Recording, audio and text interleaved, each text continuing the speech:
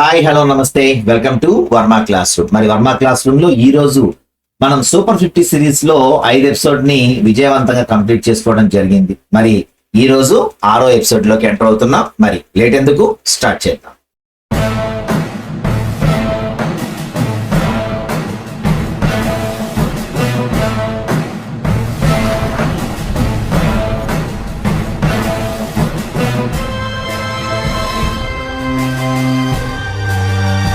ఆరో ఎపిసోడ్ నుంచి మీకు ఆల్రెడీ పాత ఎపిసోడ్ లో చెప్పాను. నెల అనేటువంటిది, ఆ నెలలో ఉన్నటువంటి ముఖ్యమైన తేదీలు, వాటి యొక్క ప్రాముఖ్యత ఎంత అవసరమో, అలాగే ఆవిష్కర్తలు, వారి యొక్క ఆవిష్కరణలు కూడా చాలా ఇంపార్టెంట్. అయితే ఇవి కూడా మీరు ఒకేసారి వినాలంటే ఇబ్బంది పడతారని చెప్పేసి ఇక నుంచి మీకు కొన్ని ఆవిష్కరణలు, ఆవిష్కర్తలుతో పాటుగా మంత్, దాని యొక్క స్పెషాలిటీస్ కూడా యాడ్ చేయడం జరిగింది. సో దీనిలో మనం ప్రధానంగా ఫస్ట్ ఈరోజు చూసుకుంటే ఆవిష్కర్తలు, వారి యొక్క ఆవిష్కరణలు. ఇది మీకు జీకే పరంగా ఉపయోగపడుతుంది. కరెంట్ అఫైర్స్ లో కూడా మనకు కొన్ని పాయింట్స్ వస్తాయి. సో ఈ రకంగా మనకి ఇది ముందుకు వెళ్ళిపోతాం. ఓకేనా? సో చూసుకుంటే ఇక్కడ ఫస్ట్ విమానాన్ని కనుగొన్నది ఎవరు అని అడుగుతారు. ఇక్కడ విమానాన్ని కనుగొన్నది ఎవరు అంటే రైట్ సోదరులు. వాళ్ళెవరు? ఆర్విల్లే రైట్ అండ్ విల్బర్ట్ రైట్ అనేటువంటి ఇద్దరు సోదరులు, అమెరికాకు చెందినటువంటి ఈ వ్యక్తులు ఇద్దరు కూడా 1903వ సంవత్సరంలో మరి మనకి వీళ్ళు విమానాన్ని కనుక్కున్నారు. 1903వ సంవత్సరంలో అమెరికా చెందినటువంటి రైట్ సోదరులు ఆర్విల్లే రైట్ అండ్ విల్బర్ రైట్ వీళ్ళిద్దరూ కూడా మరి విమానాన్ని కనుక్కోవడం జరిగింది. అలాగే నెక్స్ట్ చూసుకుంటే కృత్రిమ గుండె అంటే ఆర్టిఫిషియల్ హార్ట్ అన్నమాట. సో ఇక్కడ మన కృత్రిమ గుండె అనేటువంటిది చేయడానికి కారణం ఏంటి అంటే గుండె పనిచేయనప్పుడు ఆ ప్లేస్ లో కృత్రిమమైనటువంటి గుండె ద్వారా మరి గుండె యొక్క హృదయ స్పందనని కంటిన్యూ చేస్తారు. సో దీన్ని కనుగొన్నది ఎవరు అంటే విలియం జేకాఫ్. సో విలియం జేకాఫ్ తో పాటుగా డెవ్రీస్ అండ్ రాబర్ట్ జావ్రిక్ కూడా వీళ్ళ ముగ్గురు ఉన్నారు ఆ టీంలో. సో ఈ ముగ్గురు కలిసి మరి కృత్రిమ గుండె అనేటువంటి దాన్ని కనుగొన్నారు. మెయిన్ కాన్సెప్ట్ విలియం జేకాఫ్ కాబట్టి కృత్రిమ గుండెను కనుగొన్నది విలియం జేకాఫ్. అయితే ఆ కృత్రిమ గుండెకు వీళ్ళు పెట్టిన పేరేంటి అని అడుగుతారు. జార్విక్ 7. మొదటి అంటే ఈ ప్రపంచంలో మొట్టమొదటి కృత్రిమ గుండె ఏది అంటే జార్విక్ 7. దాన్ని కనుక్కున్నది ఎవరు అంటే విలియం జేకాఫ్. ఓకేనా? సో నెక్స్ట్ చూసుకుంటే మనకి ఎలక్ట్రాన్, ప్రోటాన్, న్యూట్రాన్ తెలుసు మనకి. అణువులో, పరమాణువులు, మనం ఆ పాఠం చదువుకున్నప్పుడు మనకు ప్రధానంగా వినిపించేటువంటి ఈ మూడు electron, proton and neutron. So ఇక్కడ మనం చూసుకుంటే ఫస్ట్ది ఎలక్ట్రాన్ కనుగొన్నది ఎవరు అంటే జేజే థామ్సన్. సో ఈ జేజే థామ్సన్ ఎలక్ట్రాన్ ని 1906వ సంవత్సరంలో కనుక్కోవడం జరిగింది. అయితే దీనికి రుణావేశం ఉంటుంది అని కనిపెట్టిన వ్యక్తి ఎవరు అంటే మిల్లికాన్. ఓకేనా? ఎలక్ట్రాన్ ని కనుగొన్నది జేజే థామ్సన్, మరి దానికి రుణావేశం ఉంటుంది అని కనుక్కున్న వ్యక్తి మిల్లికాన్. ఈయన 1906లో నోబెల్ ప్రైజ్ తీసుకున్నాడు. మరి ఈయన ఎలక్ట్రాన్ కనుగొన్నటువంటి జేజే థామ్సన్ 1906వ సంవత్సరంలో నోబెల్ ప్రైజ్ తీసుకోవడం జరిగింది. ఓకేనా? సో నెక్స్ట్ చూసుకుంటే ప్రోటాన్ కి సంబంధించి మనకి 2 పేర్లు వస్తాయి, ఈ Rutherford and gold Stein. So ఇక్కడ రూదర్ఫర్డ్ ఏం చేశాడు, గోల్డ్ స్టీన్ ఏం చేశాడు అనేది చూసుకుంటే గోల్డ్ స్టీనే పాపం ఫస్ట్ దీన్ని కనుగొన్నాడు. అంటే ఏంటి అసలు ఈ ఏమైతే ఒక ధనావేశం కలిగినటువంటి ఒక అణువులో మనకు కనిపిస్తుంది అనేటువంటి దాన్ని ఐడెంటిఫై చేసిన వ్యక్తి ఎవరు అంటే గోల్డ్ స్టీనే. కానీ దాన్ని కనుగొని దాన్ని బంగారు రేకుల ప్రయోగంలో కనుగొని దానికి పేరు పెట్టిన వ్యక్తి ఎవరు అంటే ఈ రూదర్ఫర్డ్. కాబట్టి 2 గుర్తుపెట్టుకోండి, ప్రోటాన్ కి సంబంధించి గోల్డ్ స్టీన్ అండ్ ఈ రూదర్ఫర్డ్. ఓకేనా? సో నెక్స్ట్ చూసుకుంటే న్యూట్రాన్ కి సంబంధించి మనకి చాడ్విక్ 1935లో మరి ఈయన ఏం తీసుకున్నారు అంటే నోబెల్ ప్రైజ్ తీసుకున్నారు. న్యూట్రాన్ కనిపెట్టింది ఎవరు అంటే జే చాడ్విక్. గుర్తుపెట్టుకోండి, ఎలక్ట్రాన్ జేజే థామ్సన్, ప్రోటాన్ ఈ రూదర్ఫర్డ్, న్యూట్రాన్ జే చాడ్విక్. ఓకేనా? సో ఎలక్ట్రాన్ ఎలా మనకి రుణావేశం కలిగి ఉందో దానికి ఆపోజిట్ లో ధనావేశం కలిగినటువంటి ఇంకొకటి కూడా ఉంది, దాన్నే పాజిట్రాన్ అంటారు. ఓకేనా? సో మనకి ఎలక్ట్రాన్, ప్రోటాన్, న్యూట్రాన్ ఒకటే తెలుసు. ఈ పాజిట్రాన్ ని కనుగొన్నది ఎవరు అంటే కార్ల్ డి ఆండర్సన్. ఈయన 1936లో ఈ పాజిట్రాన్ కి ధనావేశం ఉంటుందని పాజిట్రాన్ ని కనిపెట్టినందుకు గాను ఈయనకి నోబెల్ ప్రైజ్ అనేది రావటం జరిగింది. ఓకేనా? సో నెక్స్ట్ చూసుకుంటే ఎక్స్రే. మీ అందరికి తెలుసు, ఎముకలు విరిగిపోయినప్పుడు మనం తీసేది ఎక్స్రే. సో ఈ ఎక్స్రే ఎవరు కనిపెట్టారు అంటే విలియం కే రాంట్జన్. విలియం కే రాంజన్. సో ఈ విలియం కే రాంజన్ 1901 లో మరి ఈయన తీసుకోవడం జరిగింది. ఏంటది అంటే నోబెల్ ప్రైజ్. ఇప్పుడు చెప్పండి, నోబెల్ ప్రైజ్ ఎప్పుడు స్టార్ట్ చేశారు? 1901.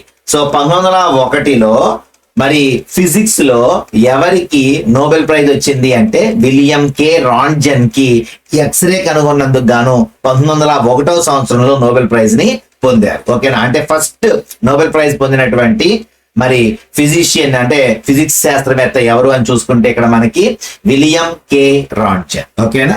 సో నెక్స్ట్ చూసుకుంటే డిఎన్ఏ నిర్మాణం. సో ఇక్కడ డిఎన్ఏ అంటే మీ అందరూ తెలుసు, డి ఆక్సిరైబో న్యూక్లిక్ యాసిడ్ అనే పేరుతో మనం పిలుస్తాం. సో డిఆక్సిరైబో న్యూక్లిక్ యాసిడ్ అనేటువంటిది, ఆర్ఎన్ఏ రైబో న్యూక్లిక్ యాసిడ్ అనేటువంటిది, ఇవన్నీ కూడా మన శరీరంలో ఉన్నటువంటి మరి ఒక తరం నుంచి ఇంకొక తరానికి మరి లక్షణాలను మోసుకు వెళ్ళేటువంటివి అని చెప్పుకుంటాం. సో ఇక్కడ మనం చూసుకుంటే ఈ డిఎన్ఏని కనుక్కున్నది ఎవరు అంటేనేమో ఫ్రెడరిక్ మిషర్. ఈ డిఎన్ఏని కనుక్కున్నది ఎవరు అంటే ఫ్రెడరిక్ మిషర్ కనుక్కున్నాడు. అదే డిఎన్ఏ ఏ ఆకారంలో ఉంటుంది, దాని నిర్మాణం ఎట్లా ఉంటుంది అంటే చెప్పాడు అతను. ఏమని?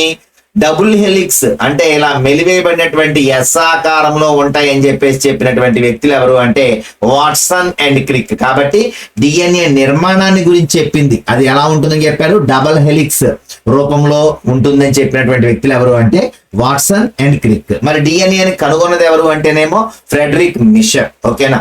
సో నెక్స్ట్ కార్లు, పెట్రోల్ కార్ ని ఎవరు కనిపెట్టారు అంటే కార్ల్ బెంజ్. కాబట్టి బెంజ్ కార్ అనేది గుర్తుపెట్టుకోండి, కార్ కనిపెట్టిన వ్యక్తి మీకు గుర్తుండిపోతుంది. అలాగే కార్ కూడా అక్కడే ఉంచండి, కార్ బెంజ్. ఓకేనా? So next computer, father of computer ఎవరిని పిలుస్తారు అంటే మరి చార్లెస్ బ్యాబేజ్. మరి ఈయనే కంప్యూటర్ ని మొట్టమొదటిసారిగా ఈ గణన యంత్రాలని కనిపెట్టినటువంటి వ్యక్తి father of computer Charles Babbage. ఓకేనా? సో నెక్స్ట్ చూసుకుంటే పెన్సిలిన్.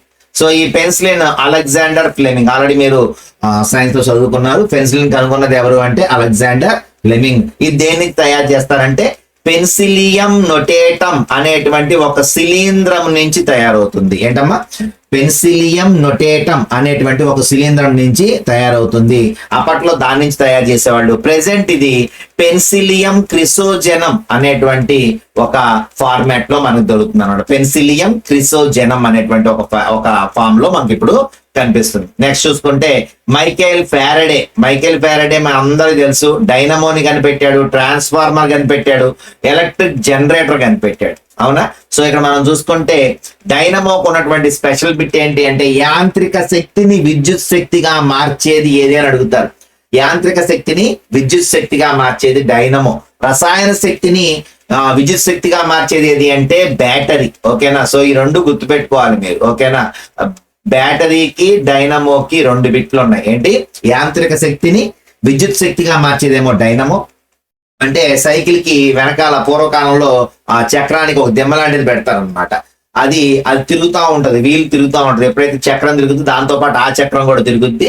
దాని నుంచి ఒక వైర్ తీసుకొచ్చి ముందు ఒక బల్బ్ పెడతారు. సో దానికి ఆ డైనమో వెనకాల ఆన్ చేస్తే ముందు లైట్ వస్తుంది. కాబట్టి యాంత్రిక శక్తిని విద్యుత్ శక్తిగా మార్చేది డైనమో, మరి రసాయన శక్తిని విద్యుత్ శక్తిగా మార్చేది బ్యాటరీ. ఓకేనా? సో నెక్స్ట్ మీ అందరికి ట్రాన్స్ఫార్మర్స్ తెలిసి ఈరోజు కరెంట్ ట్రాన్స్ఫార్మర్స్ ఎంత అవసరమో, అలాగే జనరేటర్స్. సో ఈ మూడింటిని కనిపెట్టింది ఎవరు అంటే మైకేల్ ఫారడే. ఓకేనా? సో నెక్స్ట్ చూసుకుంటే ఎలక్ట్రిక్ ల్యాంపు, గ్రామ్ఫోన్. మరి థామస్ ఆల్వా ఎడిసన్. మరి ఈయన ఎవరికి చెప్పుకోవాల్సిన అవసరం లేదు, అత్యంత గొప్ప పర్సనాలిటీ. మరి ఈయన సుమారు 1093 వస్తువులకు పేటెంట్ అధికారాన్ని పొందినటువంటి గొప్ప సైంటిస్ట్ అన్నమాట. ఈ రోజుకి ఆయన కనిపెట్టినటువంటి 1093కి ఆయన పేరుతో పేటెంట్ ఉంది. ఓకేనా?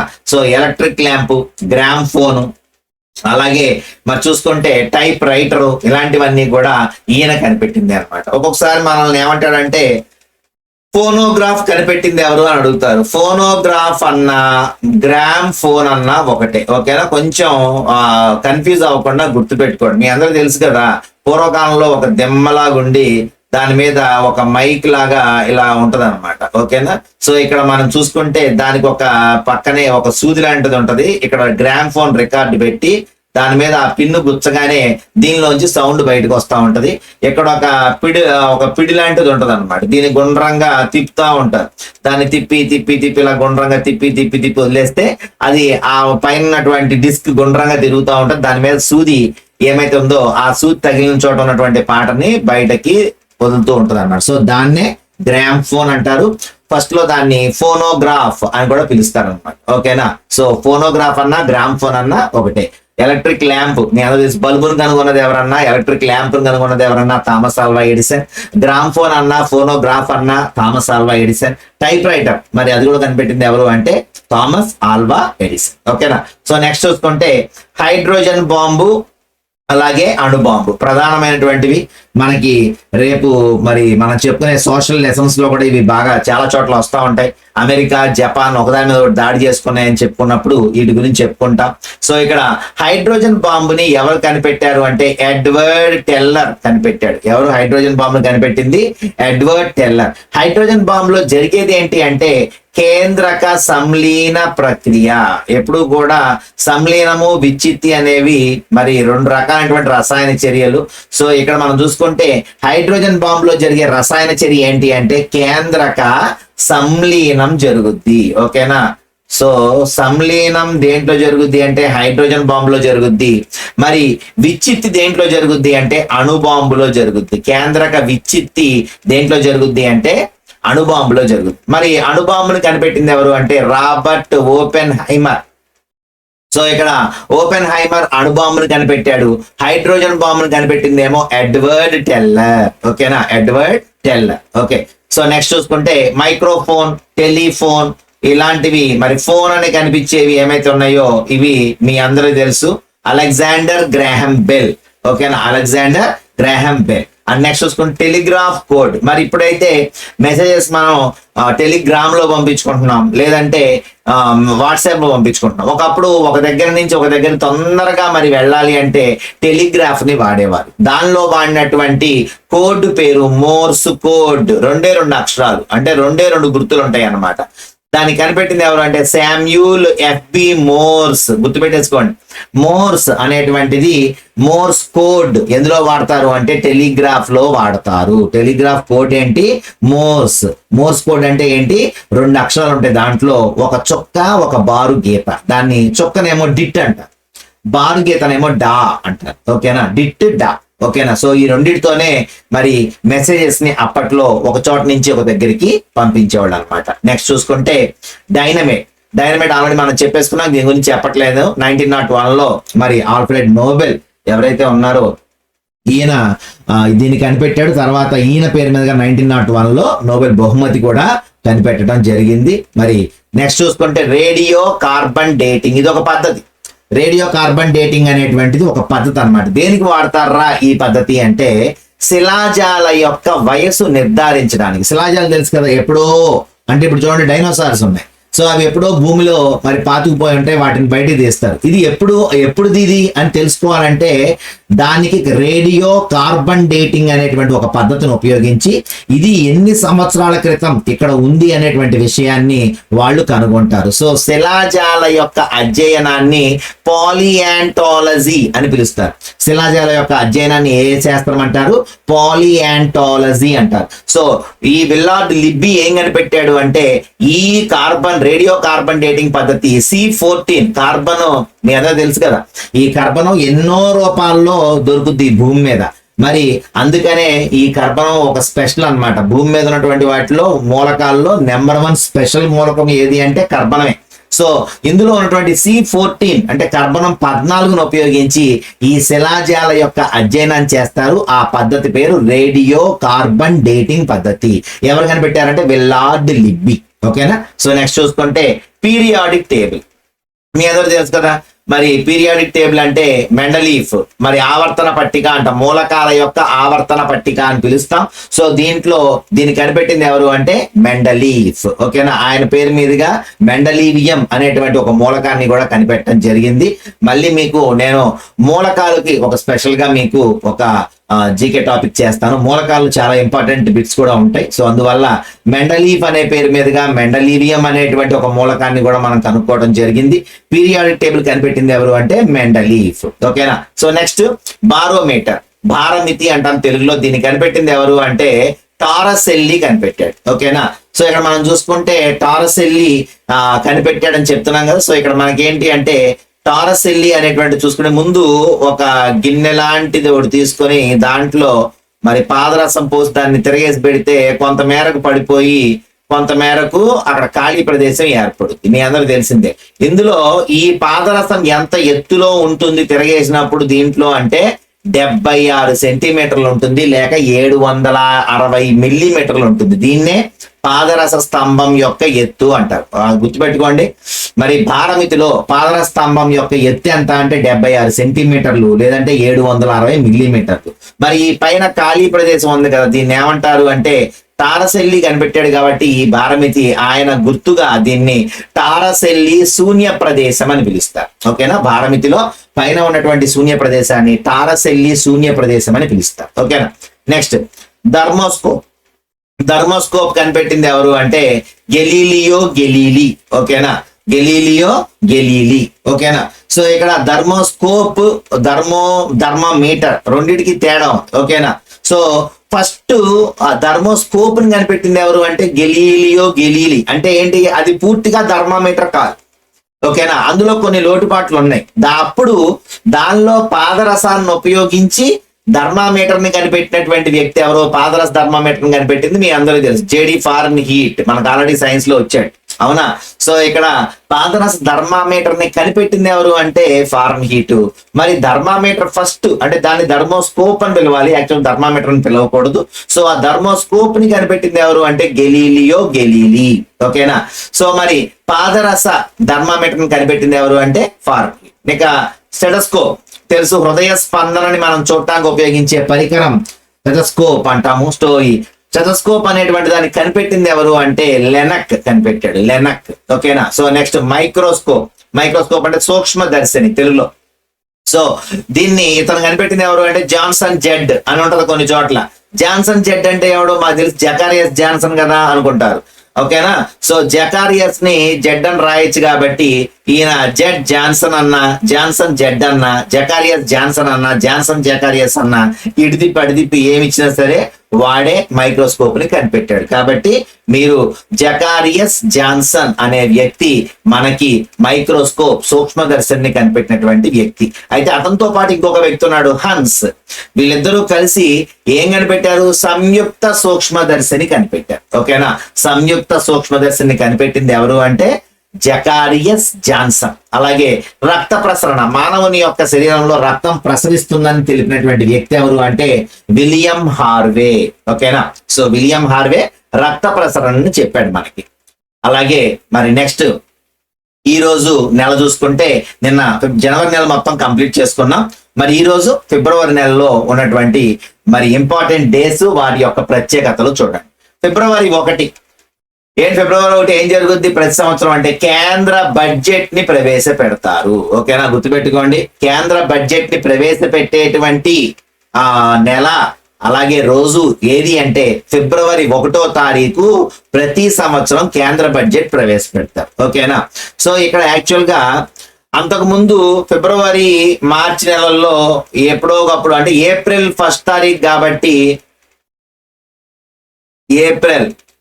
ఏప్రిల్ నుంచి మరి కొత్త ఫైనాన్షియల్ ఇయర్ స్టార్ట్ అవుద్ది కాబట్టి ఏం చేస్తారు, ప్రతి సంవత్సరం కూడా అప్పట్లో మార్చి 28 లేదంటే మార్చి నెలాఖరికి అలా పెట్టేవాడు అనమాట. కానీ అలా కాకుండా దానికి ఒక స్టాండర్డైజేషన్ చేయాలని చెప్పేసి ఫిబ్రవరి 1న కేంద్ర బడ్జెట్ ని ప్రవేశపెట్టడం నేర్చుకున్నారు. అంటే ఫస్ట్ లో మాత్రం ఎప్పుడు పడితే అప్పుడు పెట్టేవాళ్ళు అనమాట. అలా కాకుండా ఒక ఆనవాయితీ ప్రకారం ఫిబ్రవరి 1 ఖచ్చితంగా కేంద్ర బడ్జెట్ ని పెట్టుకోవాలి.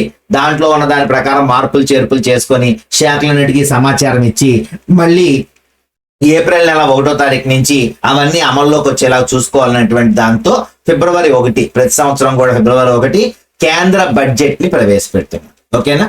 సో నెక్స్ట్ చూసుకుంటే ఈ సంవత్సరం మరి కేంద్ర బడ్జెట్ ని ఎవరు సమర్పించారు అంటే నిర్మలా సీతారామన్, మన కేంద్ర ఆర్థిక శాఖ మంత్రి ఎవరు అంటే నిర్మలా సీతారామన్. సో కేంద్ర ఆర్థిక శాఖ మంత్రి మాత్రమే మరి మరి ఈ బడ్జెట్ ని ప్రవేశపెడతారు కనుక నిర్మలా సీతారామన్ మరి మొన్న ఫిబ్రవరి 1వ తారీఖు నాడు మనకి బడ్జెట్ ని ప్రవేశపెట్టారు. ఈసారి ఆవిడ ఒక మాట వాడారు, 4 స్తంభాల కోసం ఈ బడ్జెట్ అని చెప్పారు.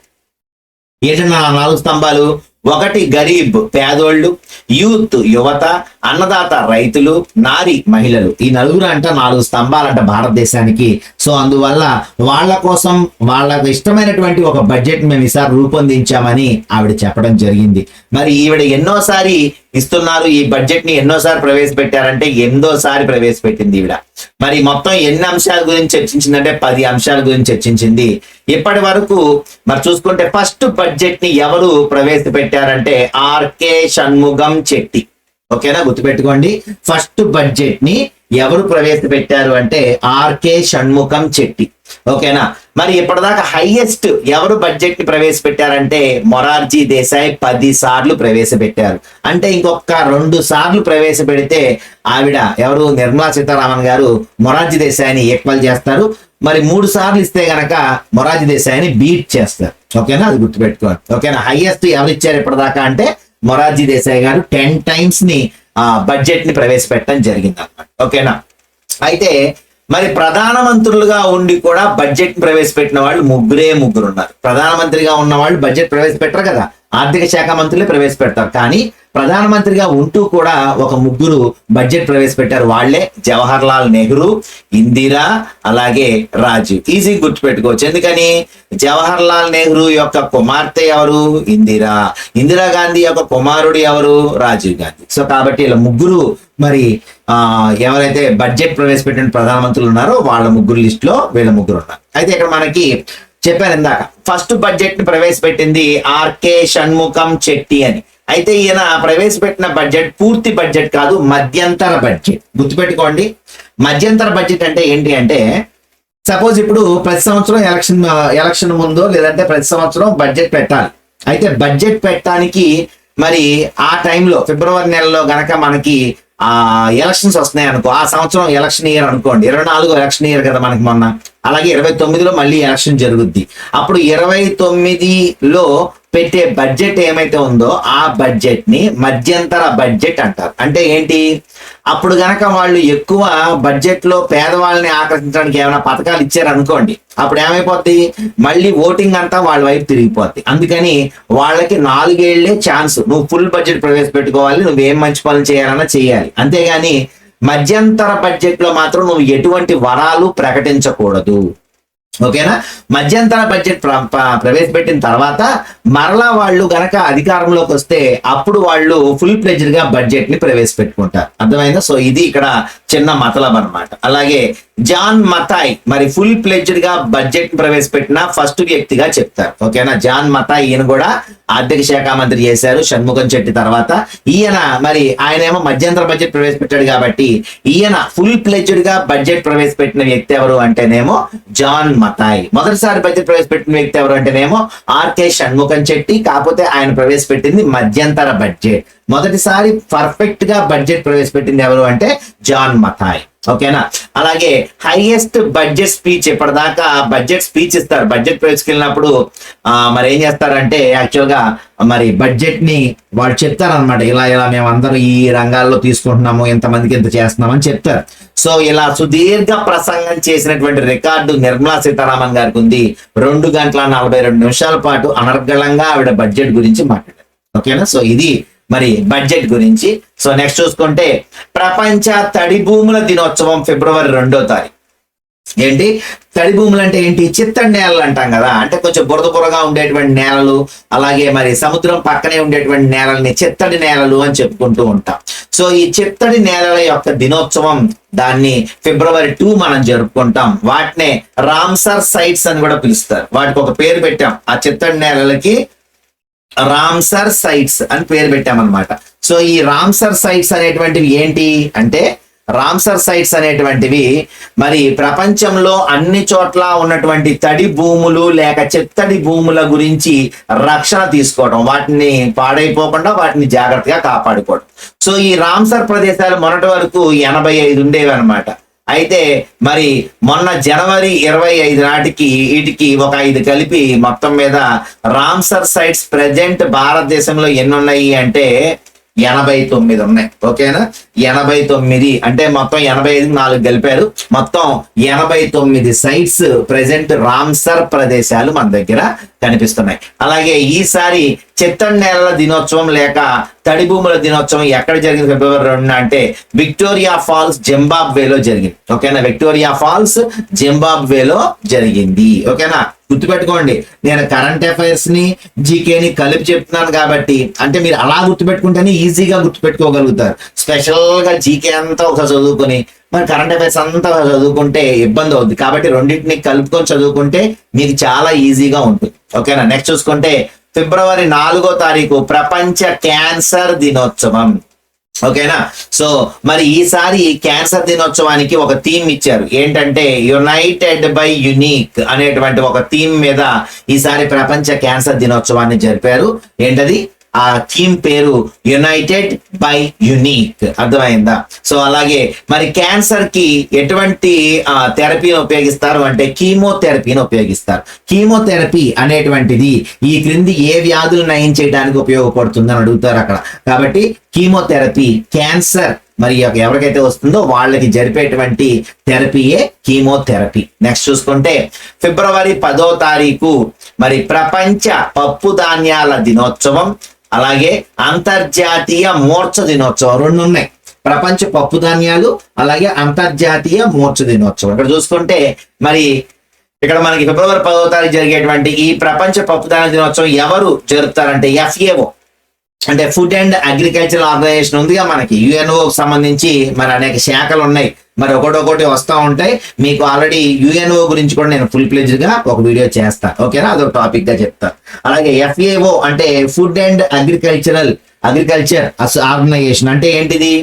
ఇది మరి వ్యవసాయానికి అలాగే ఆహారానికి సంబంధించిన ఆర్గనైజేషన్. అంటే అప్పట్లో యుద్ధాలు జరిగినప్పుడు కొన్ని ప్రాంతాల్లో మరి తిండికి కరువాసిపోయి ఉన్నారనమాట. అప్పుడు ఈ FAO ఏం చేసింది అంటే ఎక్కడైతే ధాన్యం కానీ లేదంటే పప్పు ధాన్యాలు కానీ గింజలు కానీ ఎక్కడ దొరుకుతాయో కనుక్కొని ఆ దేశాల నుంచి మరి వేరే దేశాలకు ఇప్పించింది. సో దానివల్ల ఆ ప్రాంతాల్లో కరువు రాకుండా మరి చాలా నష్టం జరగకుండా కాపాడగలిగింది అనమాట. సో అందువల్ల ఈ FAO food and agriculture organisation అనేటువంటిది దీని యొక్క ప్రధాన స్థావరం ఎక్కడుంది అంటే రోమ్ నగరంలో ఉందన్నమాట. ఓకేనా, సో 2019లో యుఎన్ఓ ఫిబ్రవరి 10ని మరి ఇక ప్రపంచ పప్పు ధాన్యాల దినోత్సవంగా జరుపుకోండి అని చెప్పేసి చెప్పింది. కారణం ఏంటి అంటే మరి యుఎన్ ప్రతి సంవత్సరం కూడా ఒక పేరు పెడతా ఉంటది. 2016కి ఏం పేరు పెట్టింది అంటే అంతర్జాతీయ పప్పు ధాన్యాల సంవత్సరం అని పేరు పెట్టింది అనమాట. ఎందుకని? పప్పులు అంటే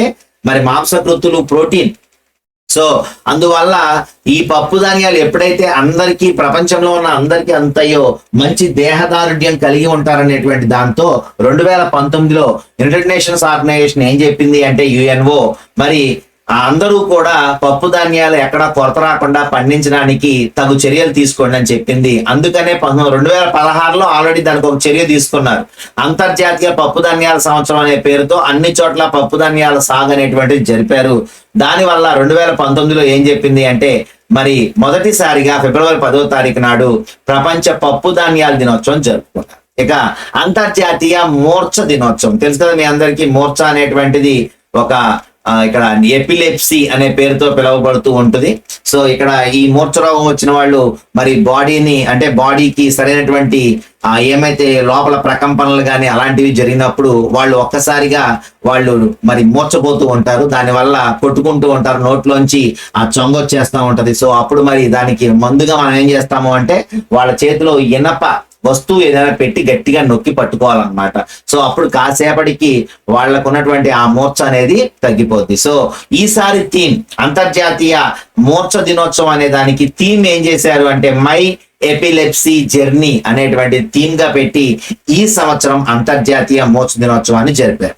నెక్స్ట్ చూసుకుంటే 11వ తారీఖు ఫిబ్రవరి 11 అక్రమ రవాణా నిరోధక దినోత్సవం. అంటే ఏంటి? స్మగ్లింగ్ చేయకూడదు, ఓకేనా. స్మగ్లింగ్ చేయకూడదు అని చెప్పేసి కొన్ని దేశాల మధ్యలో ఒక ఒడంబడిక జరిగింది.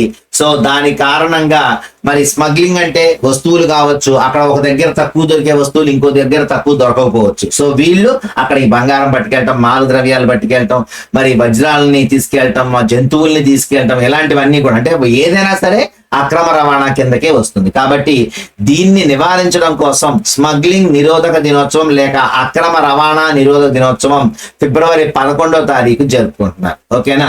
సో ఫిబ్రవరి 11వ తారీఖు నాడు మరి ఇక్కడ చూసుకుంటే అంతర్జాతీయ సైన్స్ లో మహిళలు మరియు బాలికల దినోత్సవం అనేటువంటిది ఒకటి ఇక్కడ పెట్టారు. ఏంటి ఇది ఎందుకు పెట్టారు అంటే యాక్చువల్ గా ఇక్కడ ఎవరైతే ఈ దీని మొత్తాన్ని అంటే ఈ మహిళల బాలికల దినోత్సవం అనేటువంటిది సైన్స్ కి సంబంధించి మహిళలు బాలికలు అనేక రంగాలలో మరి పురుషులేమో ఎక్కువగా వెళ్ళిపోతున్నారు, స్త్రీలేమో వెనక్కి వచ్చేస్తున్నారు.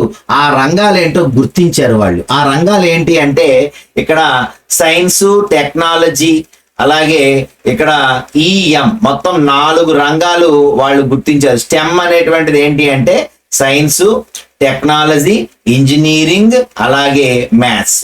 ఈ 4గిట్లో మరి చాలా వెనకబడిపోయి ఉన్నారు. అంటే ఆడవాళ్ళని ఆ రంగాల్లో ప్రోత్సహించడం లేదు, మగవాళ్లే ఎక్కువ కనిపిస్తున్నారు. కాబట్టి ఈ రంగాలలో మరి ఆడవాళ్ళని, మహిళల్ని, బాలికల్ని ప్రోత్సహించాలి అని చెప్పేసి మరి అంతర్జాతీయ సైన్స్ లో మహిళలు బాలికల దినోత్సవం ఫిబ్రవరి 11వ తారీఖు నాడు జరపడం మొదలు పెట్టారు. అయితే ఏం చెప్పారు వాళ్ళు, 2030 నాటికి ఈ 4 రంగాలలో సెల్ఫ్ డెవలప్మెంట్ గోల్ అంటే ఏంటి తెలుసు మీ అందరికి.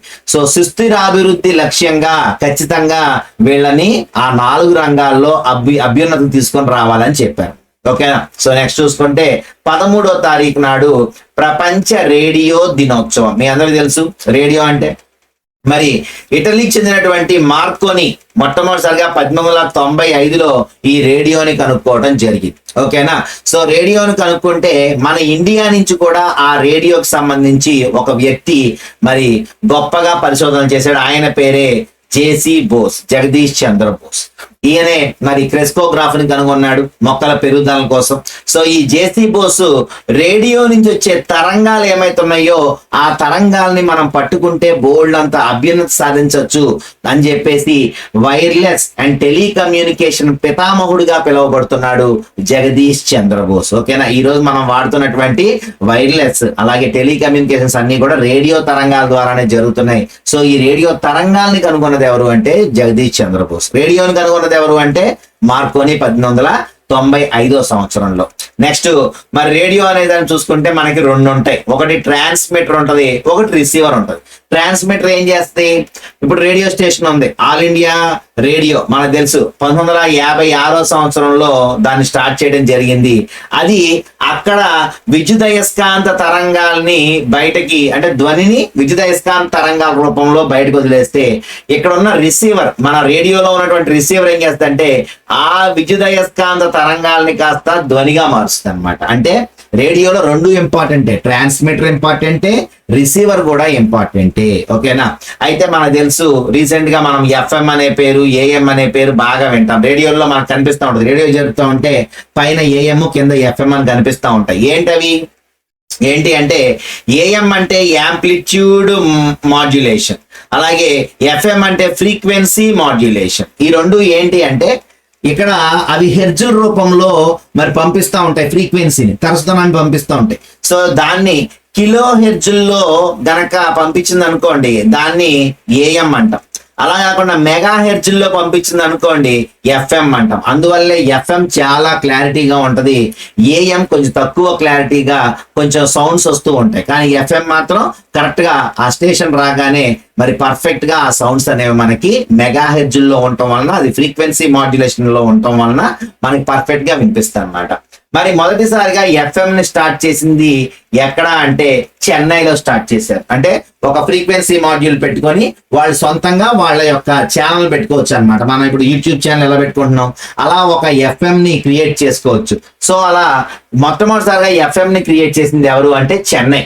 అయితే ప్రైవేట్ ఎఫ్ఎం స్టార్ట్ చేసింది ఎవరు అంటే Bengaluru.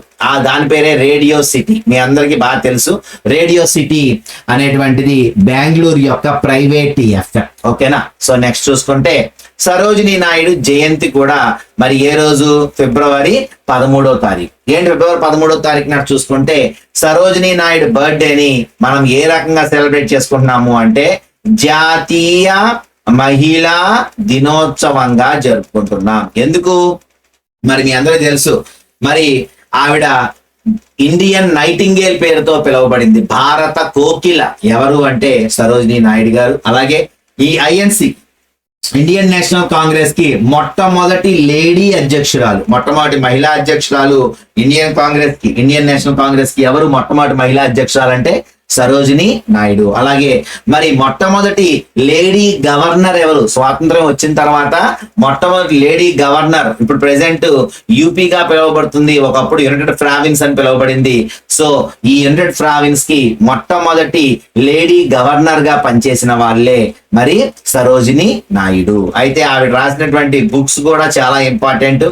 Golden threshold, bird of time, broken wing, అలాగే ఫెదర్ ఆఫ్ ద డాన్. ఓకేనా. సో ఇందులో మనం చూసుకుంటే రెక్కలు, ఈకలు, అలాగే పక్షులు అని ఉన్నాయి కాబట్టి ఆవిడకి పక్షులు అంటే చాలా ఇష్టం అని తెలుసుకోవాలి.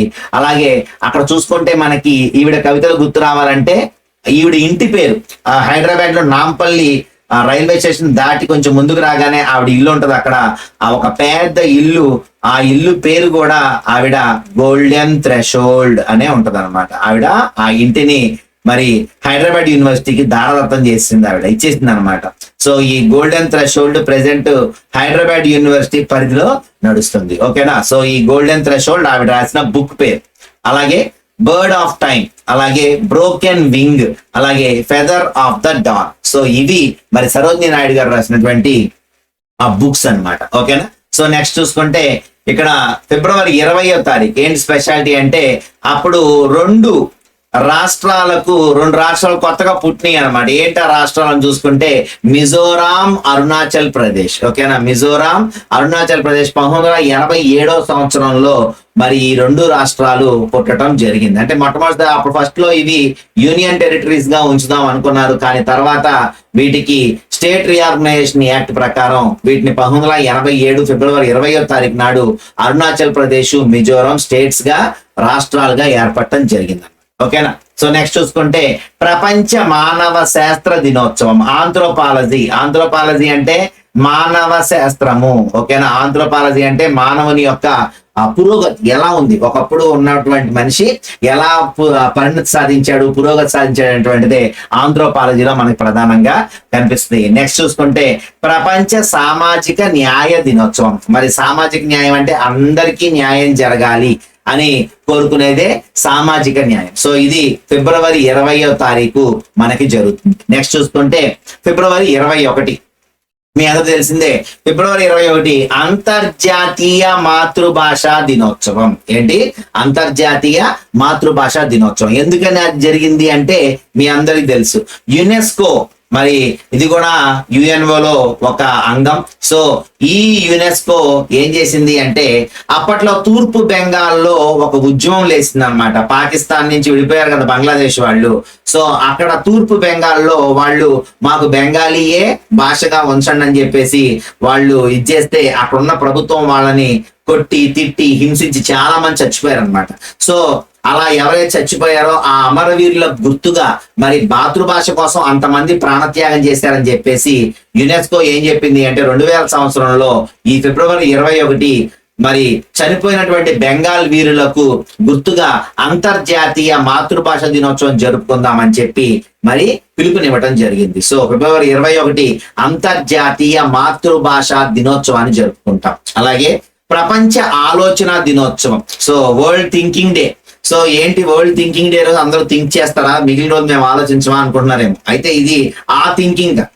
ఏంటి అంటే మరి ఎప్పుడు కూడా మగవాళ్లే ఆ టైమ్స్ లో ఎక్కువగా మరి బయటకు వెళ్తూ ఉండేవాళ్ళు. ఆ టైంలో స్కౌట్స్ అండ్ గైడ్స్ అనేటువంటిది మీ అందరికి తెలుసు. రాబర్ట్ బాడెన్ పావెల్ దీన్ని స్టార్ట్ చేయడం జరిగింది. దీంట్లో ఎక్కువగా జెంట్సే ఉంటారు. అయితే వాళ్ళ ఆవిడ Olave Saint Clare Baden Powell birthday అలాగే రాబర్ట్ బాడెన్ పావెల్ బర్త్డే 22వ తారీఖు. ఇద్దరు ఒకే రోజు పుట్టారు. వాళ్ళిద్దరు భార్యాభర్తలు అయ్యారు. అర్థమైంది? 22 భర్త పుట్టాడు ఆ రోజే, భార్య కూడా అదే రోజు పుట్టింది. వీళ్ళిద్దరు పేర్ల మీదుగా మనం గుర్తుండిపోయేలాగా చేసుకోవాలని చెప్పేసి దాన్నే బీపీ డే అంటే బర్డెన్ పావెల్ డే అని చెప్తారు. వరల్డ్ స్కౌట్ డే అంటారు, దాన్నే ఇంటర్నేషనల్ స్కౌట్ డే అంటారు. సో ఇవన్నీ కూడా ప్రపంచ ఆలోచన దినోత్సవం అనగానే మీరు వేరేగా ఆలోచించకండి. అర్థమైందా? అంటే ఆలోచనలు అనేటువంటివి ఒకేలా ఉండాలి. ఆడైనా మగైనా మన ఇద్దరికి సమాన ప్రాధాన్యత ఇవ్వాలి అని చెప్పడానికి కోసం దానికి పెట్టిన పేరు వరల్డ్ థింకింగ్ డే. ప్రపంచం అంతా ఆలోచించాలి. అర్థమైందా? గర్ల్ స్కౌట్స్ అనేటువంటిది రంగాలు కూడా కలుపుకుంటూ మరి Robert Baden Powell and Olave Saint Clare Baden Powell birthday అయినటువంటి ఫిబ్రవరి 22వ తారీఖు నాడు బాడెన్ పావెల్ డే అంటాం, వరల్డ్ స్కౌట్ డే అంటాం, ఇంటర్నేషనల్ స్కౌట్ డే అంటాం, ప్రపంచ ఆలోచన దినోత్సవం అంటాం. సో ఈ రకంగా దాన్ని మనం జరుపుకుంటాం. నెక్స్ట్ చూసుకుంటే ఫిబ్రవరి 23వ తారీఖు నాడు ప్రపంచ శాంతి మరియు అవగాహన దినోత్సవం. ఏంటి ప్రపంచ శాంతి మరియు అవగాహన అంటే ఏంటి అంటే ఇక్కడ ప్రపంచం మొత్తం శాంతితో అవగాహనతో ఉండాలి అని చెప్పేసి వేరే ఆలోచనలోకి వెళ్ళకండి. ఇక్కడ ఏంటి అంటే కొంతమంది కలిసి లాభాపేక్ష లేకుండా మరి మేమందరం కూడా మా అంటే మొత్తం దేశం కావచ్చు, ప్రపంచం కావచ్చు, వాళ్ళు ఉంటున్న ప్రాంతం కావచ్చు శాంతియుతంగా ఉండాలి, అందరికీ హెల్ప్ చేయాలి అనే ఒక మంచి దృక్పథంతో ఒక 7 మెంబర్స్ కలిసి ఒక మీటింగ్ పెట్టుకొని ఒక క్లబ్ గా ఏర్పడ్డారు. ఆ క్లబ్బే రోటరీ క్లబ్. ఓకేనా? సో ఆ రోటరీ క్లబ్ ఏమైతే ఉందో దాన్నే మనం ఇప్పుడు రోటరీ ఇంటర్నేషనల్ అని కూడా పిలుస్తున్నాం. సో ఈ రోటరీ ఇంటర్నేషనల్ లేక రోటరీ క్లబ్ దానికి ఫస్ట్ టైం కి స్టార్ట్ అయినటువంటి ఆ రోజునే ప్రపంచ శాంతి మరియు అవగాహన దినోత్సవంగా జరుపుకుంటాం. మరి నెక్స్ట్ చూసుకుంటే ఫిబ్రవరి 24వ తారీఖు మనకి సెంట్రల్ ఎక్సైజ్ దినోత్సవం. సో ఇక్కడ ఫిబ్రవరి 24 సెంట్రల్ ఎక్సైజ్ దినోత్సవం. ఏంటి సెంట్రల్ ఎక్సైజ్ దినోత్సవం అంటే 1944లో మొట్టమొదటిసారిగా సెంట్రల్ ఎక్సైజ్ అండ్ ఉప్పు చట్టం చేశారు. సో మరి ఆ తారీఖు గుర్తు పెట్టుకొని సో అందువల్ల సెంట్రల్ ఎక్సైజ్ దినోత్సవం ఏ రోజు జరుపుతున్నాము అంటే ఫిబ్రవరి 24వ తారీఖు నాడు జరుపుకుంటాం. నెక్స్ట్ చూసుకుంటే ఫిబ్రవరి 27 ప్రపంచ ఎన్జిఓ దినోత్సవం. ఎన్జిఓ అంటే మీ అందరికి తెలుసు, నాన్ గవర్నమెంట్ ఆర్గనైజేషన్స్ ఏమైతే ఉన్నాయో ఇవన్నీ అంటే లాభాపేక్ష లేకుండా ఎంతో కొంత దేశానికి సేవ చేయాలని పనిచేసేటువంటి సంస్థలని ఎన్జిఓస్ అంటారు. సో ఇక్కడ ప్రపంచంలో ఉన్న ఎన్జిఓస్ అన్ని కూడా కలిసి మరి జరుపుకునేటువంటి ఒక దినోత్సవమే ప్రపంచ ఎన్జిఓ దినోత్సవం. సో ఇది ఫిబ్రవరి 27వ తారీఖు నాడు మనకు జరుగుతుంది. అలాగే ఫిబ్రవరి 28వ తారీఖు నాడు జాతీయ సైన్స్ దినోత్సవం, నేషనల్ సైన్స్ డే. ఇది మీ అందరూ తెలుసు. ఫిబ్రవరి 28వ తారీఖు నాడు నేషనల్ సైన్స్ డే మరి సర్ సివి రామన్ యొక్క బర్త్డే సందర్భంగా జరుపుకుంటాం. ఆయన 28లో రామన్ ఎఫెక్ట్ కనుగొన్నందుకు గాను 1930వ సంవత్సరంలో నోబెల్ అవార్డు తీసుకోవడం జరిగింది. సో మనకి ఇక్కడ ఫిబ్రవరి 28 నేషనల్ సైన్స్ డే జరుపుకుంటాం అన్నమాట. ఓకేనా? సో ఇది మనకి ఈ ఫిబ్రవరి నెలలో ఉన్నటువంటి ఇంపార్టెంట్ డేట్స్. ఓకేనా?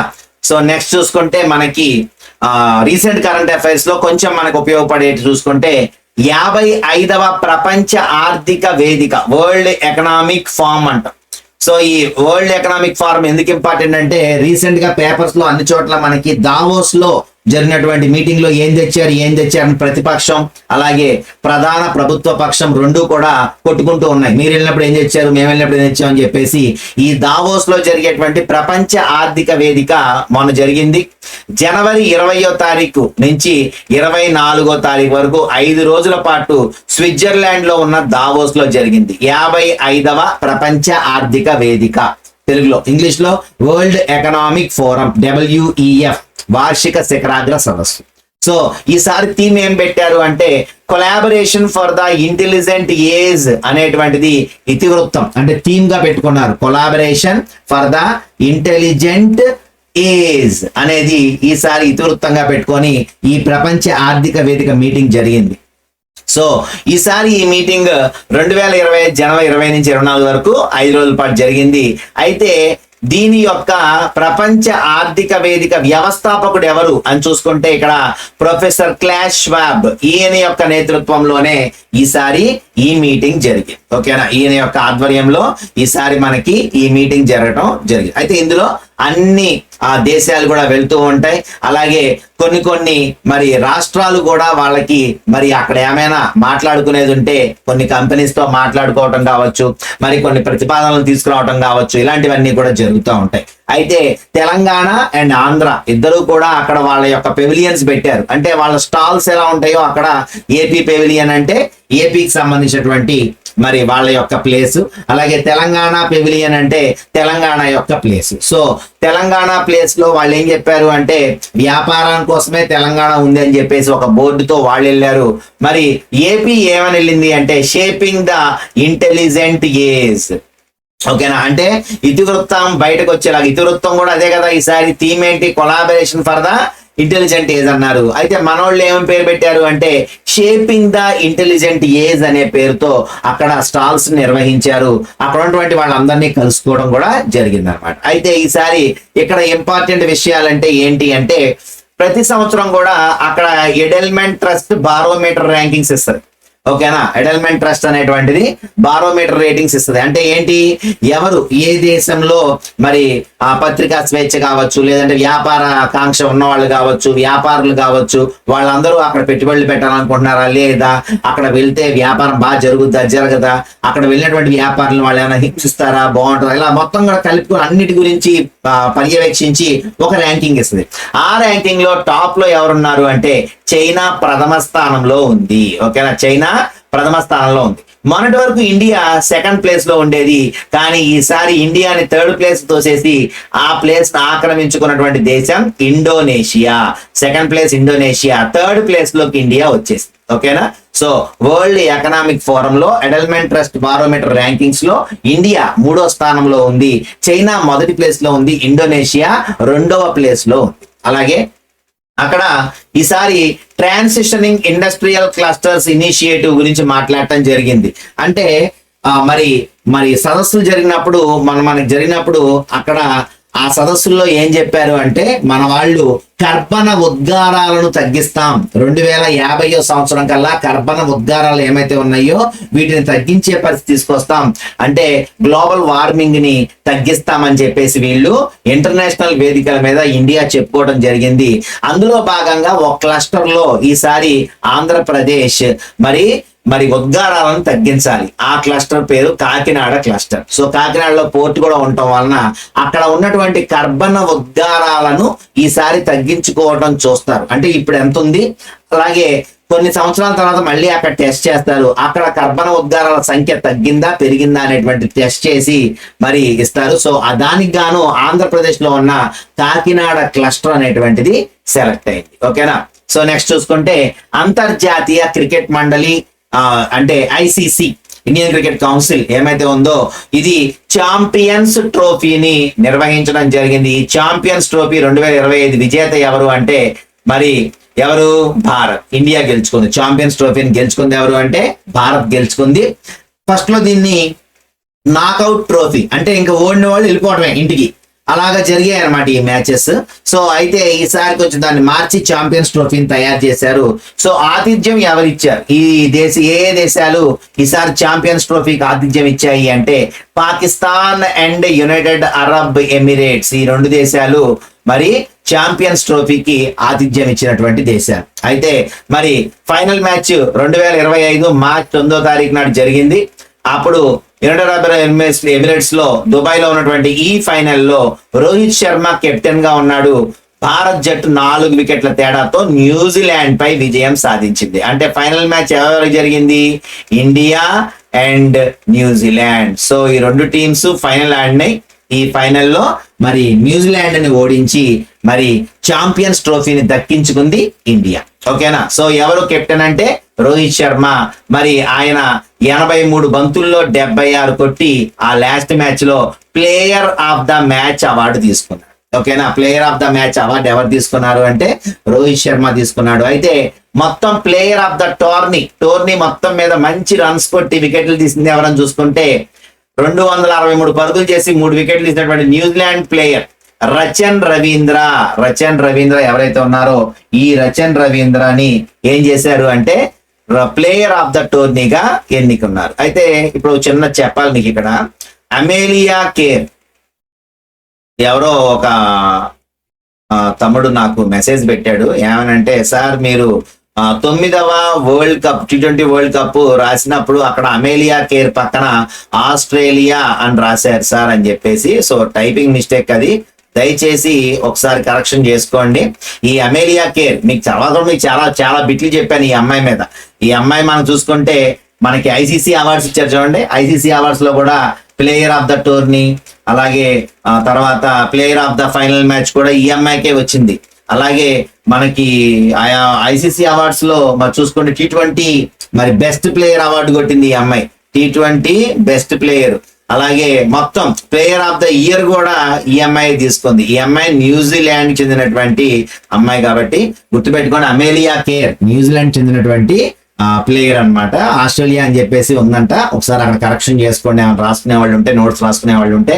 సో నెక్స్ట్ చూసుకుంటే 2002, 2013 తర్వాత భారత్ కి ఇది 3వ ఛాంపియన్స్ ట్రోఫీ. అంటే 2002లో మరి ఏమైంది, సంయుక్తంగా గెలిచింది. ఓకేనా, శ్రీలంక అండ్ ఇండియా సంయుక్తంగా గెలిచింది, రెండు కలిసి గెలిచినాయి అనమాట, అంటే టై అయిపోయింది. సో అందువల్ల సంయుక్తంగా ఆ మ్యాచ్ ని గెలిచింది. 2013లో ఇండియా గెలిచింది. సో మరి ఇప్పుడు మూడోసారి ప్రెసెంట్ ఇండియా గెలిచింది. దాంతో ఇది 3వ ఛాంపియన్స్ ట్రోఫీ. 2 సార్లు గెలిచిన వాళ్ళు ఎవరు అంటే ఆస్ట్రేలియా గెలిచింది, 2 times ఆస్ట్రేలియా గెలిచింది. అలాగే ఈసారి 4 అంబాసిడర్లను పెట్టారు. దేనికి అంటే ఛాంపియన్స్ ట్రోఫీకి. ఎవరు, ఇండియా నుంచి శిఖర్ ధావన్, పాకిస్తాన్ నుంచి సర్ఫరాజ్ అహ్మద్, ఆస్ట్రేలియా నుంచి షేన్ వాట్సన్ స్పిన్ బౌలర్, అలాగే న్యూజిలాండ్ నుంచి టిమ్ సౌతీ. సో వీళ్ళ 4 ఛాంపియన్స్ ట్రోఫీకి అంబాసిడర్ గా పెట్టారు. అయితే ఇందులో ఒక రికార్డ్ నమోదు చేసింది భారతదేశం. ఏంటంటే టాస్ వేసిన ప్రతిసారి ఓడిపోయిన దేశంగా. మొత్తం మీద 11 సార్లు మొన్నటిదాకా, మొన్న పాకిస్తాన్ మ్యాచ్ లో 12వసారి కూడా టాస్ ఓడిపోయింది. దాంతో 12 సార్లు వన్డే మ్యాచ్ల్లో టాస్ ఓడిపోయిన దేశంగా రికార్డు సృష్టించింది భారతదేశం. ఓకేనా, సో ఇవి ఇక్కడ మనకి ఈ దీని ఛాంపియన్స్ ట్రోఫీకి సంబంధించి. ఓకేనా, ఇక నెక్స్ట్ చూసుకుంటే ప్రధానమంత్రి నరేంద్ర మోదీ మరి చూసుకుంటే ఆయన 2025 మార్చి 11, 12 తేదీల్లో మారిషస్ వెళ్ళాడు. సో ఏంటి ఇక్కడ బిట్లు ఏంటి అంటే, మారిషస్కి వెళ్ళినప్పుడు మనకు బిట్లు వచ్చినాయి. ఏంటవి, అక్కడ మారిషస్ అధ్యక్షుడైనటువంటి ధరమ్ గోకుల్ ఆయనతో చర్చలు జరిపాడు. గుర్తుపెట్టుకోండి, మారిషస్ అధ్యక్షుడు ఎవరు, ధరమ్ గోకుల్. సో ఈయనతో మరి 2 రోజుల పాటు ఈ పర్యటన చేశాడు. ఈ పర్యటనలో మారిషస్ రాజధాని అయినటువంటి పోర్ట్ లూయిస్, మారిషస్ రాజధాని ఏంటి, పోర్ట్ లూయిస్ మారిషస్ యొక్క రాజధాని. సో దీనిలో ఈ దేశ అధ్యక్షుడైనటువంటి ధరమ్ గోకుల్ చర్చలు జరుపుకొని అప్పుడు ఒక అవార్డు తీసుకున్నాడు అక్కడి నుంచి నరేంద్ర మోదీ గారు. మళ్ళీ ఏంటి అవార్డు అంటే మారిషస్ యొక్క అత్యున్నత పురస్కారం ఏంటది, the grand command of the order of the star and key of the Indian ocean. ఏంటి ఎంత పెద్ద అవార్డు ఉంది అనుకుంటున్నారా, ఏమవుదు. ఓకేనా, కంగారు పడిపోకండి. ఇండియన్ ఓషన్, ఇండియన్ ఓషన్ అంటే ఏంటి, హిందూ మహాసముద్రం. హిందూ మహాసముద్రాన్ని గుర్తుపెట్టుకోండి, మారిషస్ గుర్తుపెట్టుకోండి అంతే. ఓకేనా, మారిషస్ హిందూ మహాసముద్రం. ఓకేనా, సో ఇండియన్ ఓషన్. ఓకేనా, సో ఈయనకి ఈ అవార్డు ఇచ్చారు. ఎవరికి అవార్డు ఇచ్చారు, మరి నరేంద్ర మోదీకి ఆ ప్రభుత్వం, మారిషస్ ప్రభుత్వం అవార్డు ఇచ్చింది. మొన్న చెప్పాను మీకు, భూటాన్ వెళ్ళినప్పుడు కూడా ఒక అవార్డు ఇచ్చారు అని చెప్పి. భూటాన్ వెళ్ళినప్పుడు ఏ అవార్డు తీసుకున్నాడు ఆయన గుర్తుందా, మర్చిపోయారా? భూటాన్ వెళ్ళినప్పుడు డ్యూక్ గాల్పో అని చెప్పాను మీకు, గాలి గుర్తుపెట్టుకోమని చెప్పాను, భూటాన్ గాలి అని చెప్పాను, గాల్పో. ఓకేనా, డ్రూక్ గాల్పో అనేటువంటి ఒక అవార్డు తీసుకున్నాడు ఆయన. ఆ దేశ అత్యున్నత పురస్కారం అది తీసుకున్నాడు. ఇక్కడ మారిషస్ వచ్చి ఇక్కడ అత్యున్నత పురస్కారం ఏంటి అంటే the grand command of the order of the star and key of the Indian ocean అనేటువంటి అవార్డుని అందుకున్న మొట్టమొదటి భారత ప్రధాని. అక్కడ కూడా భూటాన్ ఫస్ట్ టైం ఇచ్చినటువంటిది ఎవరికి ఇచ్చింది, డ్రూక్ గాల్పో ఎవరికి ఇచ్చింది, భూటాన్ ఫస్ట్ టైం తీసుకున్న విదేశీయుడు కూడా నరేంద్ర మోదీనే. ఇక్కడ ఈ ఇండియన్ ఓషన్ అవార్డు తీసుకున్న మొట్టమొదటి ఇండియన్ కూడా ఎవరంటే నరేంద్ర మోదీనే. అయితే ఇక్కడ ఈయన పని చేశాడు. ఏంటి ఆ పని అంటే, అమ్మ పేరిట మొక్క.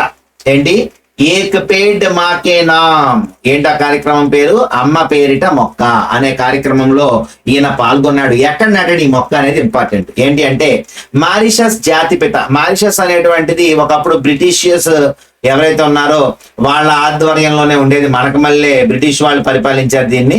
వీళ్ళు ఎప్పుడైతే వెళ్ళిపోయారో అప్పుడు వీళ్ళకి స్వాతంత్ర్యం వచ్చింది. సో వీళ్ళకి స్వాతంత్ర్యం వచ్చినప్పుడు మరి ఎవరైతే మరి దానికోసం కష్టపడ్డారో మన జాతిపిత గాంధీ కదా. సో మారిషస్ జాతిపిత ఎవరు అంటే సిఓ సాగర్ రాముగులాం. ఓకేనా. సో ఈ సిఓ సాగర్ రాముగులాం పేరు మీదుగా పోర్ట్ లూయిస్ లో అంటే రాజధానిలో ఏర్పాటు చేసినటువంటి ఒక బొటానికల్ గార్డెన్ పేరే Seewoosagur Ramgoolam botanical garden. ఇది ఎక్కడ ఉంది? మారిషస్ యొక్క రాజధాని పోర్ట్ లూయిస్ లో ఉంది. సో దీన్ని ఎవరితో కలిపి ఓపెన్ చేశాడు అంటే నవీన్ చంద్ర రామ్ గులాం, అంటే వాళ్ళ వారసుడు అనమాట ఈయన, అంతే కదా. సిఓ సాగర్ రామ్ గులాం అనేటువంటి వ్యక్తి ఏమో జాతిపిత అయితే ప్రెసెంట్ మారిషస్ ప్రధాని నవీన్ చంద్ర రామ్ గులాం ఈయనతో కలిసి వీళ్ళిద్దరూ వెళ్ళి ఆ బొటానికల్ గార్డెన్ లో ఏక్ పేడ్ మాకే నామ్, అమ్మ పేరిట మొక్క అని చెప్పి ఆ ప్రధానులు ఇద్దరు అక్కడ మొక్కలు నాటారు. గుర్తుపెట్టుకుని మారిషస్ అధ్యక్షుడేమో ధర్మ గోకుల్, అలాగే మారిషస్ యొక్క ప్రధానేమో నవీన్ చంద్ర రామ్ గులాం. మరి మారిషస్ జాతిపిత ఎవరు అంటే సిఓ సాగర్ రామ్ గులాం. ఓకేనా. అక్కడ ఈయన తీసుకున్నటువంటి అవార్డు ఏంటి అంటే ఇండియన్ ఓషన్. మరి మారిషస్ రాజధాని ఏంటి అంటే పోర్ట్ లూయిస్. ఇక్కడ ఇంకో బిట్ వస్తుంది ఏంటి అంటే మరి మారిషస్ యొక్క జాతీయ దినోత్సవం ఎప్పుడు ఎన్నో జరిగింది అంటే 57వ జాతీయ దినోత్సవం మార్చి 12వ తారీఖు నాడు వాళ్ళకి స్వాతంత్ర్యం వచ్చింది. సో అందువల్ల మార్చి 12 57వ జాతీయ దినోత్సవం జరుపుకున్నారు, మారిషస్ జాతీయ దినోత్సవం. దానికి మరి చీఫ్ గెస్ట్ గా నరేంద్ర మోదీని పిలిచారు. సో వీళ్ళిద్దరూ కలిసి 8 ఒప్పందాలు చేసుకున్నారు. అందులో ఆ ఒప్పందాల్లో అతి గొప్ప ఒప్పందం పేరే మహాసాగర్. గుర్తుపెట్టుకోండి, మహాసాగర్ ఒప్పందం మారిషస్ కి భారత్ కి మధ్యలో జరిగింది. ఏంటి మహాసాగర్ అంటే సాగర్, MAHASAGR మహాసాగర్. ఓకేనా. సో మహాసాగర్ అంటే mutual and holistic advancement for security and growth across reasons. ఓకేనా. సో ఈ యొక్క ఒప్పందాన్ని మరి వీళ్ళు చేసుకోవడం జరిగింది. ఓకేనా. సో ఇవి ప్రెసెంట్ మనకి పార్ట్ 6 లో కరెంట్ అఫైర్స్ అండ్ జీకే. ఓకేనా. లైక్ చేయండి, మీ ఫ్రెండ్స్ కి షేర్ చేయండి. నేను ఒక వీడియో చేయాలంటే సుమారు 7 గంటలు కష్టపడతాను. ఓకేనా. మీరు ఒక జస్ట్ లైక్ ఇవ్వడానికో లేదంటే మీ కామెంట్ పెట్టడానికో 1 సెకండ్ చాలు. కాబట్టి దీన్ని వీలైనంత మందికి షేర్ చేస్తే కొన్ని వేల మంది ఈ వీడియోస్ ని చూసి ఉపయోగించుకుంటారు. ఎలాగో నేను కష్టపడుతున్నాను కాబట్టి నా కష్టం కొంతమంది దగ్గరే ఆగిపోకుండా ఎక్కువ మందికి చేరేలాగా మీరు ప్రయత్నం చేస్తారని. ఓకేనా. మరి మళ్ళీ నెక్స్ట్ వీడియోలో కలుస్తాను. Till then good bye, your Suresh Kumar Varma.